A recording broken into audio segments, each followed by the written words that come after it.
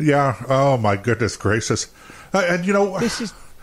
I didn't know that President Biden had actually said anything about Dr. Seuss, and I'm thinking to myself, okay, China expanding itself in the East, Iran building nuclear weapons, North Korea testing nuclear weapons. The list goes on and on and on. But what's at the top of the list of the President of the United States, at least on that particular day? No, none of these global, the pandemic, for Pete's sake. But no. We have to deal with those darn Dr. Seuss books. Yeah, ain't that the truth? My goodness gracious. Make sure that doesn't get out, because we know how dangerous that would be. The funny thing... The thing I want to emphasize, if I can, Nick, again, is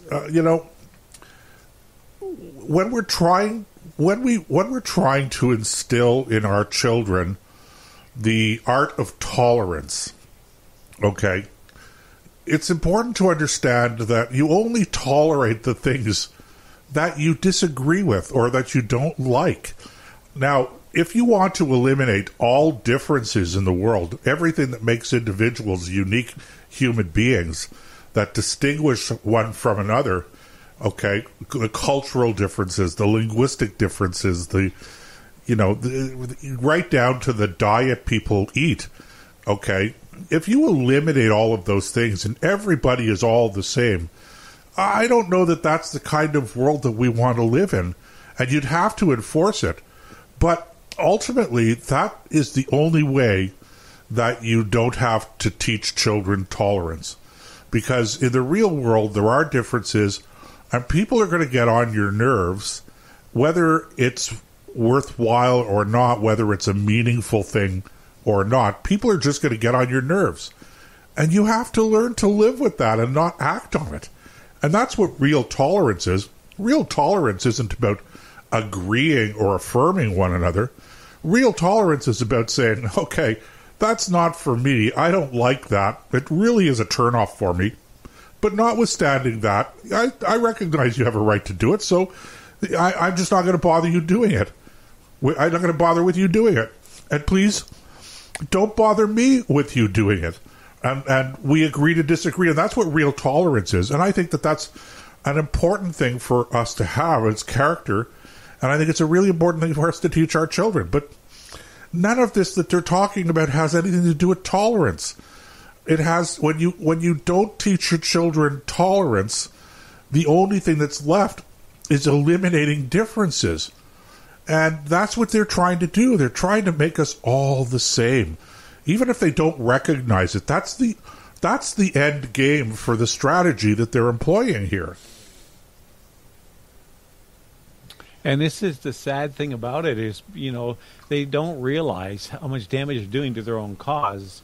That when you eliminate any other option but getting rid of those who disagree with you or censoring them and trying to control what they can say and what they can print and what they can think and those kinds of things, that they really do damage to their own cause. Because, as you point out, tolerance doesn't mean you always agree. It means you put up with. And if they, like the reaction to this whole thing about Dr. Seuss is a classic example of what people will do when you become so absurd and so ridiculous that the only thing left to do is to react viscerally in a counter, like, oh yeah, you think so? You get two guys about to get into a fight, one pushes the other pushes back, and now you got a fight. And it's really the same thing. They don't realize that they're giving ammunition and lots of it to those they oppose. And if they would just, if they didn't talk about it, look at what happens when that old saying that the only bad review is no review at all. There's a reason why that's true, because if you don't bring attention to it, nobody knows about it, and it dies of its own weight. But these guys seem to delight in going around saying, oh, you can't do this, and we think this is offensive. And then people around them go, oh, yeah, watch this. You think that's offensive, wait till I get done with this. And it's that opposition reflex that you get when people start behaving in ways that are just so absurd. The only thing left to do is to demonstrate their absurdity by being absurd yourself. Yeah, and, there are other things here. One of the things that concerned me about this, in a more serious note, not that we haven't been in our sort of humorous way serious already, but on a less humorous note, and perhaps a little bit more serious, Nick, is that when you push like this so hard and so foolishly, so blatantly wrong in the way that they're approaching these problems, what these guys tend to forget is that they're pushing people, and eventually people are going to push back. And every time I hear people say, well, you're just being reactionary, I go, yeah, well, there has to be something to be reactionary. You have to be reacting to something. And so I do have a legitimate concern, I think, that, these guys on the left, these stupid idiots, gain control over the apparatus of government to the extent that they have already. They push stupid, ignorant laws on us. And eventually, common sense people just reach a breaking point. And then that's when the real trouble starts. Because now the law and the whole apparatus of justice is in such disrepute that one wonders whether or not people are actually just going to follow the law, as we've talked about before on this show, simply because we respect, as conservatives in particular, we respect the law in and of itself. And these guys have made such a shambles of it that it's hard to respect the law in and of itself simply because it's the law. And, I don't know what the results are of that. I don't know what the consequences are. But I think that we are justified in being a little bit concerned about that. Because people are going to start pushing back. And it's going to, when they start really pushing back in large numbers, it can get ugly. The mob can fight back. And it will if pushed long enough, hard enough. I've been doing a lot of listening to some audiobooks and reading and things like that. Don't get me wrong, I'm not making any comparisons here, but I'm just looking at human behavior. Back in beginning of the 19th century, after World War II in Germany, I'm reading about the rise of the Third Reich and so on. And in that, they used all kinds of different tactics that you can see the echoes of being used now inadvertently. And I'm not accusing anybody of trying to, reinstate that kind of mentality, because it was ugly from the word go. But I think that people, when they're pushed hard enough, will do things that they otherwise would not do. And if you take lessons from history, then you can look at what's going on today and say, we've seen this before, and this is what happened. So if the state or an organization or some person or entity in a position of authority gets too heavy-handed, there will be a backlash. What it'll look like, I don't know. But you're right. I think that sooner or later people, whether it's just buying up books that the government says you can't read out of spite, and say, yeah, watch this. Not only am I going to buy one for me, I'm going to buy one for every neighbor I got and make sure they get a copy, because you can't tell us what we can and cannot read. Is it going to look like that? What is it going to look like? I don't know. But I do know that it definitely hits a break point.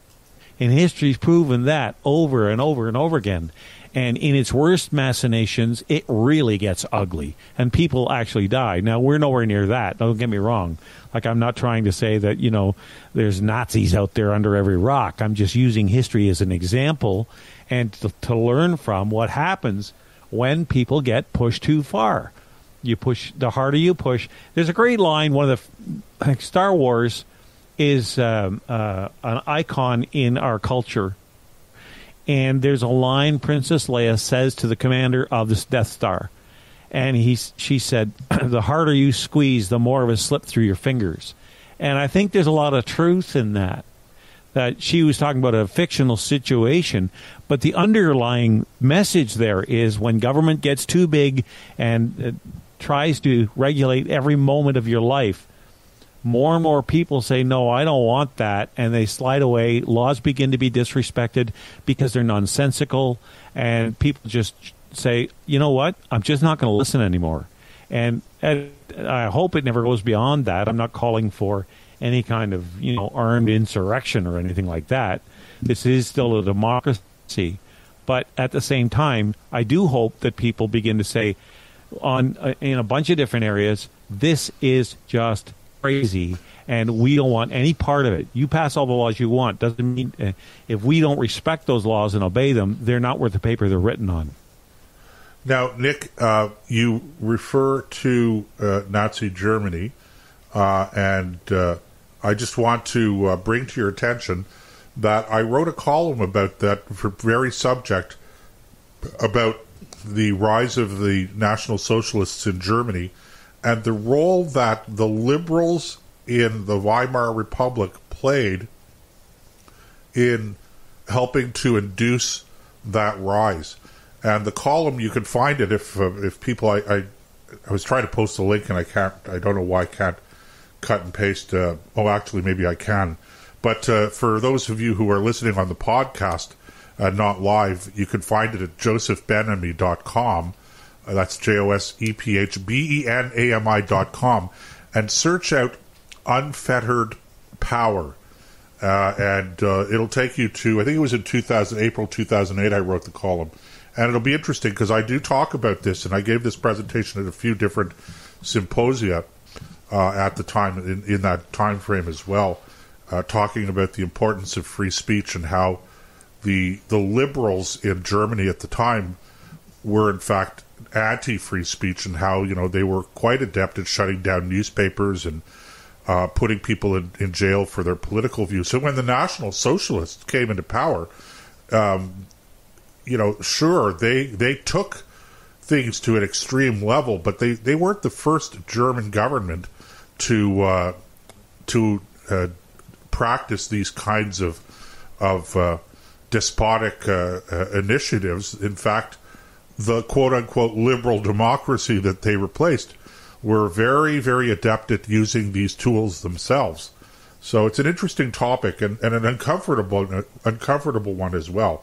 So, and just encouraging people, if you get a chance, check it out. I'll try to post the link, and maybe I'll post it later on also when we post the podcast. Yeah, okay, because I'm sure it's worthwhile reading. It just happened to be that in the last 48 to 72 hours, I've been listening to this audiobook, and it's important for people to do this once in a while, to remind themselves of how things can get out of hand. And I want to underscore again, I'm not saying that we're that there's even the Liberal Party, that as we know it, as poorly managed as it is, I'm not accusing them of being Nazis.